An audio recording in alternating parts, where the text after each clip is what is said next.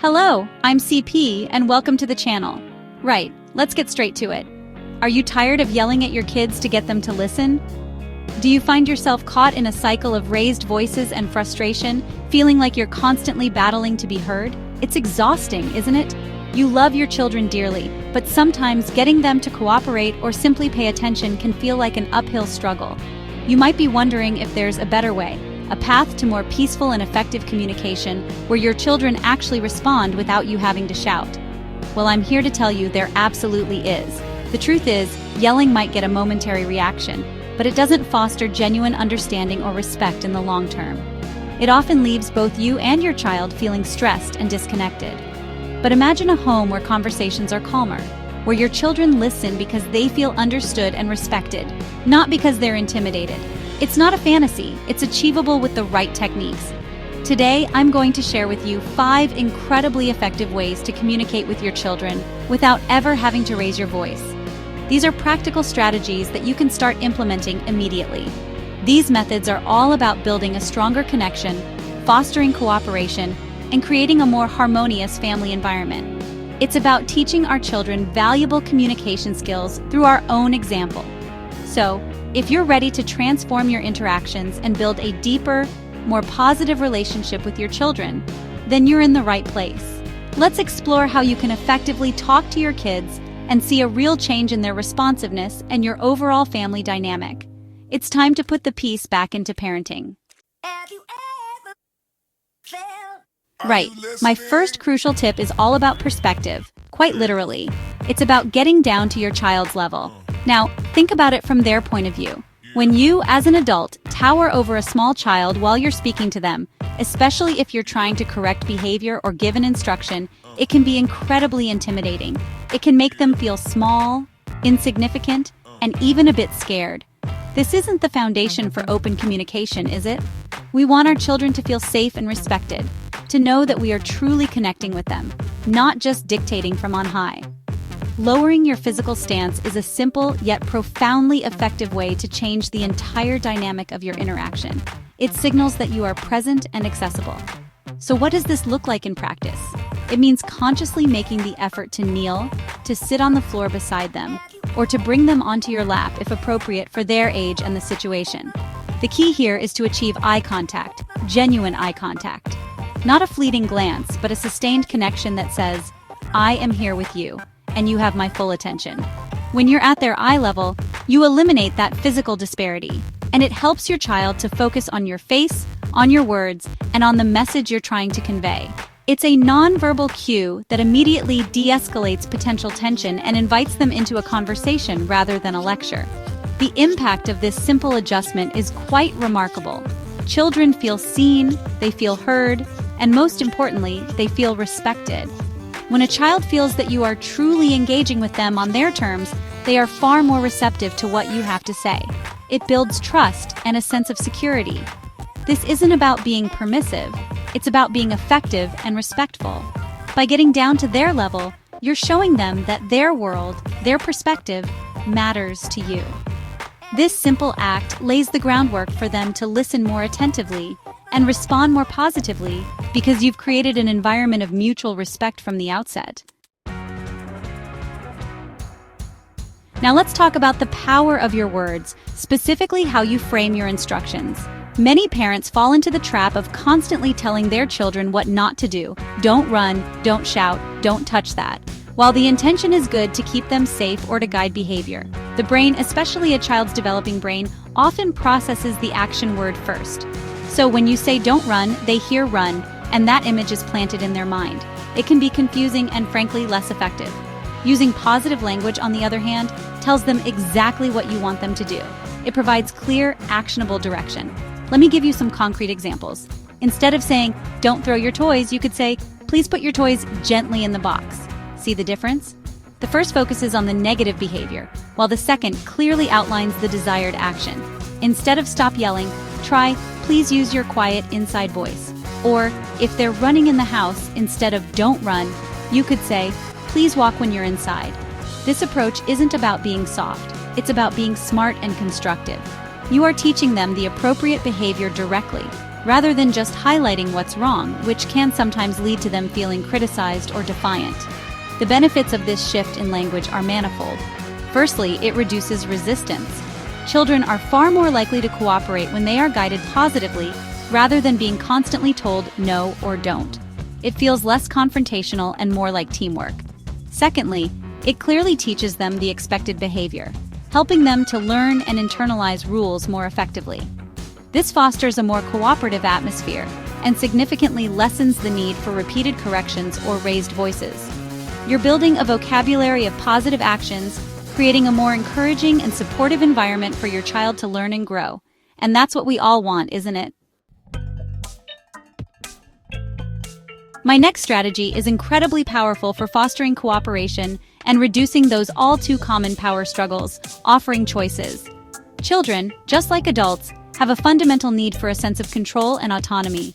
When they feel constantly dictated to, it's natural for them to push back. Offering choices, even in small ways, gives them a feeling of empowerment and makes them feel like they have a say in their own lives. This is crucial for their development and can make a huge difference in their willingness to listen and cooperate with you. It's about guiding them, not controlling them. Now, it's important to offer choices effectively. This means ensuring that both options you present are acceptable to you. For example, instead of asking, "Do you want to get dressed now?"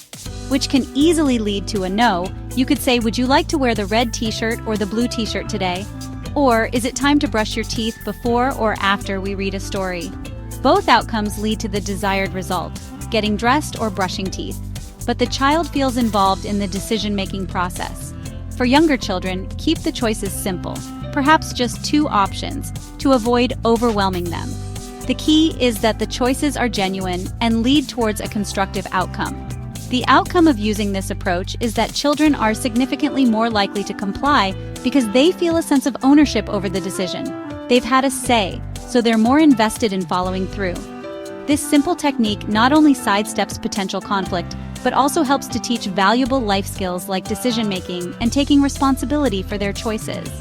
It transforms potential battlegrounds, like getting ready in the morning or tidying up, into opportunities for collaboration, and for your child to feel capable and respected. You're showing them that their opinion matters, and that's a wonderful way to build their confidence and your connection. Right, this next point is absolutely vital, and it starts with you, the parent. It's about staying calm and being consistent. Children are incredibly attuned to our emotional state. They are like little sponges, soaking up the atmosphere around them. If you approach a situation with anger, frustration, or a raised voice, it almost invariably escalates the tension. Your child is likely to mirror that agitation, becoming defensive or even more defiant. However, if you can manage your own emotions and approach them with calmness, even when you're feeling challenged, you create a space for constructive communication. Your calm can genuinely be contagious and helps to de-escalate tricky situations. Now, I know staying calm when your child is pushing boundaries can be easier said than done. We're all human, but it's a skill we can cultivate. Before reacting, take a deep breath. Pause. Sometimes, just a few seconds can make all the difference between a reactive, unhelpful response and a thoughtful, calm one. If you feel yourself getting overwhelmed, it's perfectly acceptable to say, "Mommy or Daddy needs a moment to calm down. I'll be back in a minute," ensuring your child is in a safe place, of course. Having a go-to calming technique, whether it's a few deep breaths or stepping away briefly, is crucial for maintaining your composure. Remember, you are the role model. Then there's consistency. Children thrive on predictability and clear boundaries. They need to know what is expected of them and what the consequences will be if they step outside those boundaries. If rules are enforced one day but not the next, or if one parent says one thing and the other says another, it creates confusion and insecurity. This often leads to children testing the limits more frequently because they're unsure where the lines truly are. Being consistent with your expectations, your responses, and any agreed-upon consequences provides a sense of safety and teaches them responsibility. It's this combination of calm responses and reliable consistency that builds a foundation of trust and respect. My final tip, and it's arguably one of the most important, is to listen first. So often, as parents, We're quick to jump in with corrections, solutions, or instructions before we've truly heard what our child is trying to communicate, either with their words or their behavior. Many times, challenging behavior is simply a child's way of expressing an unmet need or an overwhelming emotion they don't yet have the words for. When children feel unheard or misunderstood, they are far more likely to act out or tune us out. Taking the time to genuinely listen validates their feelings, even if you don't necessarily agree with their behavior or their request. So, how do we listen actively and effectively? It means putting down your phone, turning away from the computer, and giving your child your undivided attention. Make eye contact. Remember tip number 1? Nod to show you're engaged. Use small verbal cues like I see, or tell me more. A powerful technique is to reflect back what you hear them saying. So you're feeling really angry because your brother took your toy, is that right?